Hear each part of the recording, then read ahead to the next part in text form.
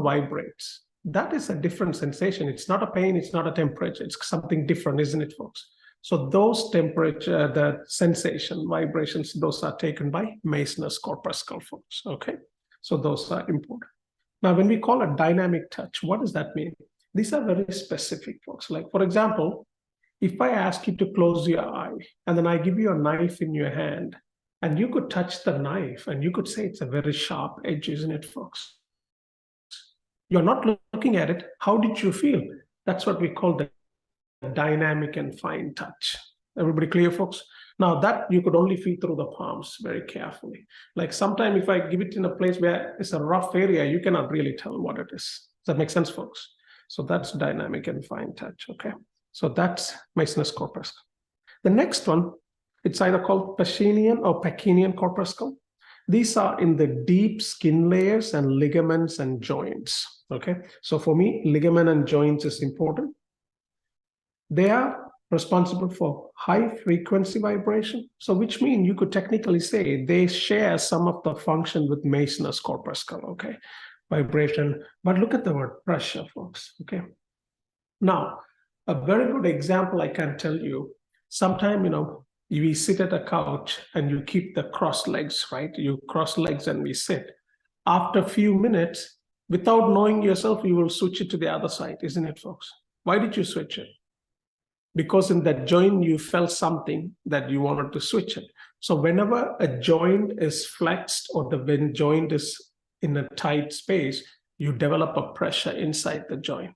And whenever the pressure develops inside the joint, it will give you a sensation it's time for you to relax and stretch. Is everybody clear, folks? So those are the pressure one, folks, okay, Pacinian. And the next one, Merkel disc. Now, when you see a Merkel disc, these are in your fingertips and superficial skin. They are also responsible for pressure, deep static touch. What does that mean? These are identifying shapes, right? If I ask you to close your eye and if I give you different shape, like a triangle, square, ball, you would be able to touch and tell what you are touching, isn't it, folks? So those are that, okay? So those are called deep static touch.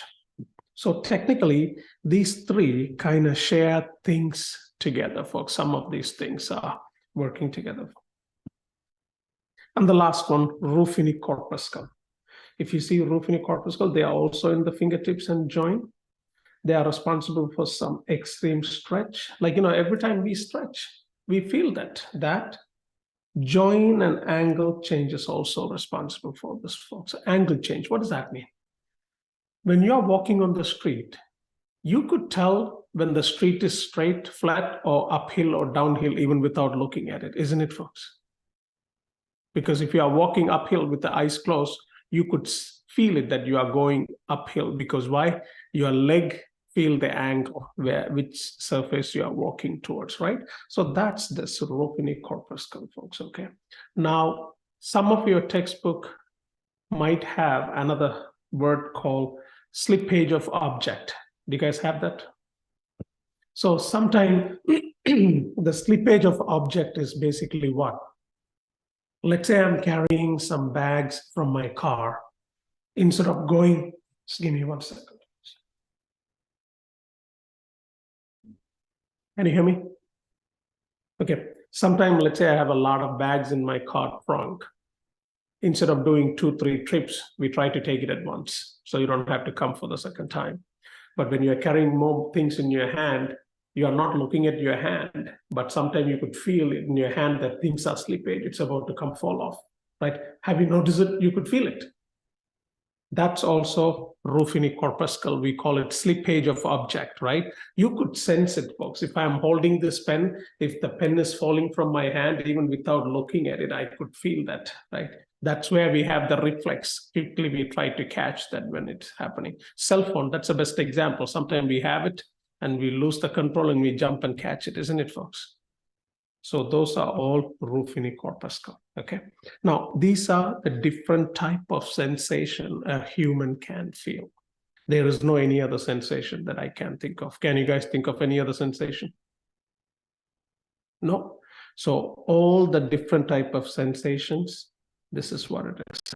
So these sensations are carried by each of these individual receptors.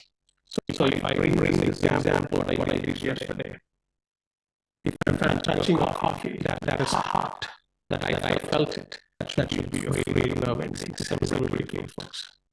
Right. That's your free nerve ending, to be more specific, that carries from the receptor all the way to the spinal cord. Are you clear, folks?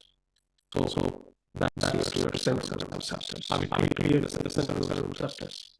Okay. These are very one way to basic, but you cannot forget. Now we didn't cover the sensory vibratory type. You do not need to know that, folks. Okay. So that's sensory type. Now the next thing according to my chart we can cover spinal cord. Okay. So let's go find spinal cord. They're all over the place, so we have to go and find it. Okay. Let's go to page 524.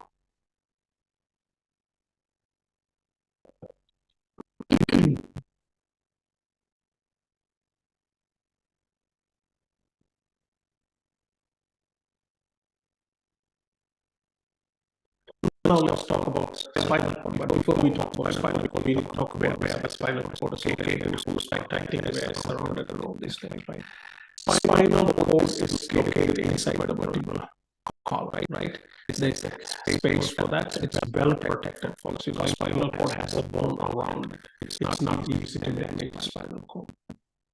Now, when it comes to vertebral bone, okay,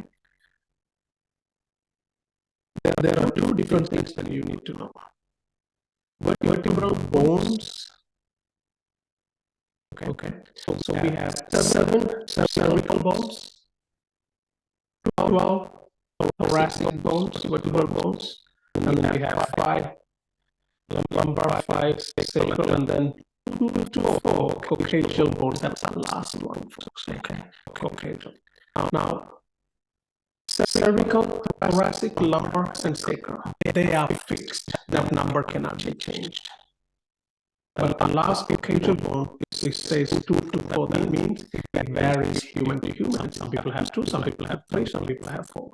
So that's why if somebody asks how many vertebral bone you have, we usually tell them, we add the total, but there's a variation of 2 to 4 bones, So that means if I want a precise count of a person, I need to do a CT of that particular person and count it. Is that clear, folks? You cannot be 100% sure because the last one varies people to people. Okay, so that's a bone. Now this vertebral bone, inside there's a space where they have the spinal cord. So each bone corresponding to each spinal cord segments, folks. Okay, now the only exception, even though we have 7 cervical bones, but we actually have 8 cervical segments. Okay, so we have 8 segments, 12 segments, 5 segments, 5, and then we don't have anything afterwards, folks. Okay, so these are segments, okay, which means spinal cord is like a one piece. We slice into it according to the dermatomes. That's what basically it is, folks. Okay, now if I were to say, let's say I'm drawing cervical spinal cord, this is cervical, so we cut into 1, 2, 3, 4, 5, 6, 7. Let's say I'm just making this up. 8 segments, right? So we have 8 segments. Each of them give a pair of nerves, one for right side and one for left side. So one pair of nerves comes out, folks. Okay. So I could literally say cervical segments gives you 8 pairs of cervical nerves. Is everybody clear, folks? Okay, these pair of nerves become the dermatome, folks, right? It runs through the dermatomes, each of these responsible, right? For example, number 4 might be responsible for one dermatome. So if there is anything affecting number 4, that only affects that particular dermatome. Is everybody clear, folks? Okay, now a good example I can tell you, if you were to have a shingles, okay, if let's say the shingles is involved, 3 and 4, patient will only feel the pain in 3 and 4 dermatomes, not in 2nd, not in 5th. Is everybody clear, folks? That's a dermatomal distribution, okay? All right. So we have the bone, and then we have the segments. Is everybody clear here? No. What have I explained? It's in there. the next thing to talk about, in between vertebral bone. In between two vertebral bone, there is a structure called intervertebral disc. Okay. In between vertebral bone, there is a structure, what we call vertebral disc. So that's like a cushion, or think like a cartilage to reduce the friction or any pressure you get. Okay. So those are your vertebral disc, intervertebral disc, folks. So between each bone, you have intervertebral disc in this column. So let's get a look at that.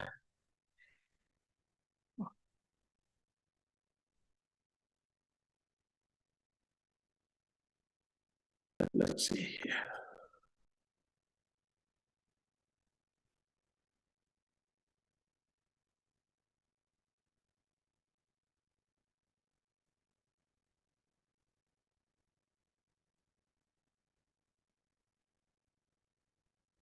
Yeah, very good. Let's see.